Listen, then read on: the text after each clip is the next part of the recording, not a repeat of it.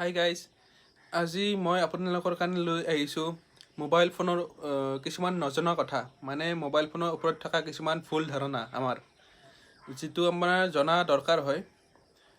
আহকচোন চাওক কি কি বা আমাৰ ভুল ধাৰণা আছে। আমি কিছুমান মানুহে ভাবোঁ যে টাইপ চি মাইক্ৰ' USB-তকৈ বেছি ফাষ্টাৰ হয়, মানে বেছি সোনকালে চাৰ্জ হয়, ডাটা ট্ৰেন্সফাৰ বেছি ফাষ্টত ডাটা ট্ৰেন্সফাৰ হয়, কিন্তু আচলতে এইটো শুদ্ধ নহয়।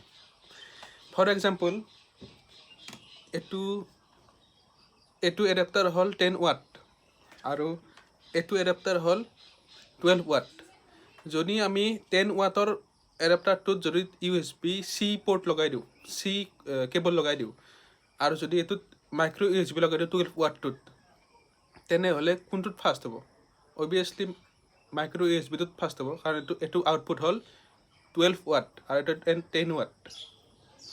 সেইকাৰণে ক'ব খুজিছোঁ যে USB টাইপ চি আৰু মাইক্ৰ' USB এনেকৈ লৈ কোনো ডিফাৰেঞ্চ নাই। ডিফাৰেঞ্চ আছে, মাইক্ৰ' USB-তকৈ টাইপ চি লং লাষ্টিং হয়, কিন্তু সেইটো কথা নহয় যে মাইক্ৰ' USB-তকৈ টাইপ চি পৰ্ট বেছি ফাষ্টাৰ হয়। নেক্সট কথাটো হ'ল যে কিছুমান মানুহে ভাবে মোৰ ৰেম মানে মোৰ স্পীড, বেছি ৰেম মানে বেছি স্পীড। আচলতে এইটো সম্পূৰ্ণ শুদ্ধ কথা নহয়। কিছুমান ক্ষেত্ৰত হয়, যেনে 1 GB ৰেম থকা মোবাইল এটা আৰু 8 GB ৰেম থকা মোবাইল এটা, সেইটোতো ডিফাৰেঞ্চ থাকিবই। কিন্তু মেইন কথাটো হ'ল ৰেমৰো কিছুমান কোৱালিটি থাকে, যেনে DDR1 পৰা DDR2, DDR3, DDR4 চলি আছে বৰ্তমান। DDR1 ৰেম থকা মোবাইল আৰু DDR4 ৰেম থকা মোবাইলৰ ডিফাৰেঞ্চ বহুত থাকিব। যেনে এটা এক্সাম্পল মই কৈছোঁ, এইটোত ছাপ'জ DDR2 থকা 6 GB ৰেম আছে, এইটোত DDR4 যোনটো লেটেষ্ট DDR4 থকা 4 GB ৰেম আছে। এই দুটাৰ ক্ষেত্ৰত চাব লগা গ'লে এই DDR4 থকা 4 GB ৰেমটো বেছি ফাষ্ট হ'ব DDR2 থকা 6 GB ৰেমতকৈ। এইটো হ'ল ডিফাৰেঞ্চ। নেক্সট আমাৰ এটা ভুল ধাৰণা হ'ল মোবাইলৰ ওপৰত যে বেছি মেগাপিক্সেল কেমেৰা মানে বেছি ভাল ফটো। এইটো আচলতে ইমান শুদ্ধ কথা নহয়। মানে আজিকালি কিমান ওলাই গৈছে, 48, 64, 108 মেগাপিক্সেললৈকে কেমেৰা ওলাই গৈছে আজিকালি। কিন্তু আজিতকৈ 5 বছৰ আগত কিমান মেগাপিক্সেল আছিল? 5, 8, 13, মেক্সিমাম 13 আছিল। তেতিয়া কি ভাল ফটো নাহিছিল নেকি? তেতিয়াওতো ভাল ফটো আহিছিল।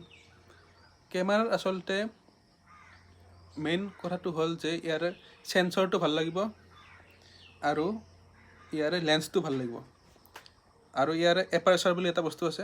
এইবিলাক মই এক্সট্ৰাকৈ ভিডিঅ' বনাই দি দিম এক্সপ্লেইন কৰি পেলাই। আজি জাষ্ট কেমেৰাৰ কথাটো কৈছোঁ। ইয়াতে এপাৰেচাৰ থাকে, লেন্স থাকে, ভাল লেন্স লাগিব, ভাল চেঞ্চৰ থাকিব লাগিব, তেতিয়াহে ফটোটো ভাল আহিব। এনেকুৱা নহয় যে 64 দি মাৰিছোঁ মজা ফটো এটা হ'ব, 12 দি মাৰিছোঁ ভাল ফটো নহ'ব, এনেকুৱা নহয়। মই যোনটো এতিয়া কেমেৰা দি ভিডিঅ' ৰেকৰ্ডিং কৰি আছোঁ, এইটো হ'ল 7 মেগাপিক্সেল কেমেৰা হয়। এইটো দি কি ভাল অহা নাই নেকি? 64 ল'লে যে ইমান ভাল হ'ব কথা নহয়। 64ৰো কিছুমান ডিফাৰেঞ্চ আছে।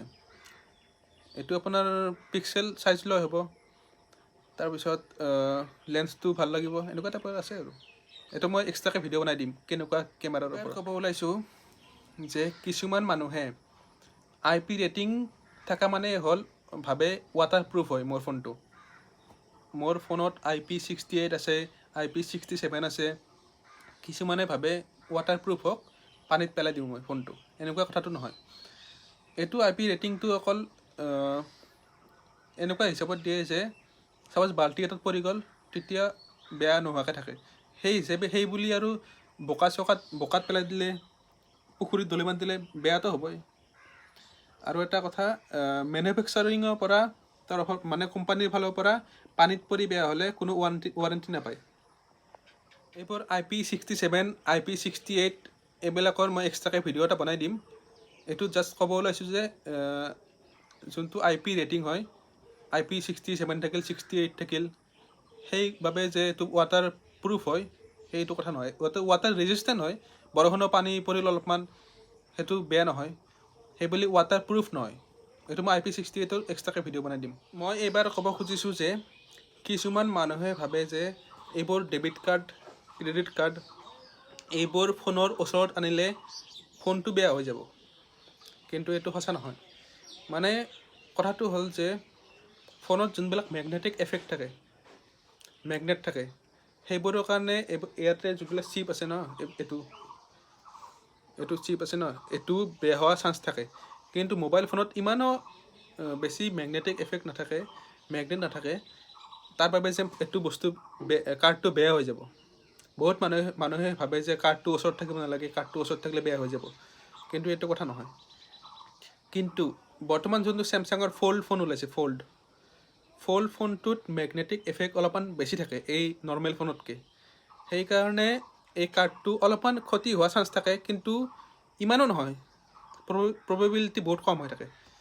এইটো কাৰ্ডটো ওচৰত নিলে কাৰ্ডটো বেয়া নহয়, এইটো মই ক'ব খুজিছোঁ। এইবাৰ ক'ব খুজিছোঁ যে মই পাৱাৰ বেংক যে আছে, পাৱাৰ বেংক, বহুত মানুহে ভাবে যে পাৱাৰ বেংকেদি চাৰ্জ দিলে মোবাইলৰ বেটাৰী সোনকালে বেয়া হয়, বেটাৰী সোনকালে বেকআপ কমি যায়।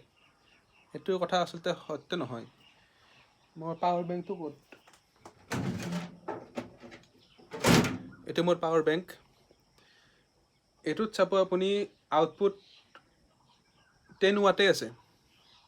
এইটোতো 10 ৱাট, এইটোতো 10 ৱাট আউটপুট। তেনেহ'লে বেয়া হোৱা চান্স ক'ত? বেয়া হোৱা চান্স একোৱেই নহয়। এডাপ্টাৰ মেইন কাৰেণ্টত যোনটো আউটপুট দিয়ে, যেনেকৈ চাৰ্জ হয়, এইটোতো সেনেকৈ চাৰ্জ হ'ব। তেন্তে ইমান ভাবি থাকিব লগা কথা নহয়। পাৱাৰ বেংকত চাৰ্জ দিলেও ছেইম বেটাৰী বেকআপ, যেনেকৈ বেটাৰী বেকআপ দিয়ে সেনেকৈ থাকিব, সোনকালে বেটাৰী বেয়াও নহয়। মেইন কাৰেণ্টত যিমান চাৰ্জ দিলে যেনেকৈ বেটাৰী বেকআপ থাকে, এইটোতো সেনেকৈ থাকিব। চ' এইটো চিন্তা কৰিবলগীয়া কথা নহয়। যদি মোৰ ভিডিঅ'বোৰ চাই ভাল লাগে, তেনেহ'লে মোৰ ভিডিঅ'ত লাইক, শ্বেয়াৰ আৰু চেনেলটো ছাবস্ক্ৰাইব কৰি দিব। তাৰোপৰি যদি আপোনালোকৰ কিবা জানিব লগা আছে টেকন'লজিৰ ওপৰত, তেনেহ'লে মোক কমেণ্ট কৰক। কমেণ্ট মই চাই পেলাই সেই টপিকটোৰ ওপৰত মই এক্সট্ৰাকৈ ভিডিঅ' বনাব ট্ৰাই কৰিম। ধন্যবাদ।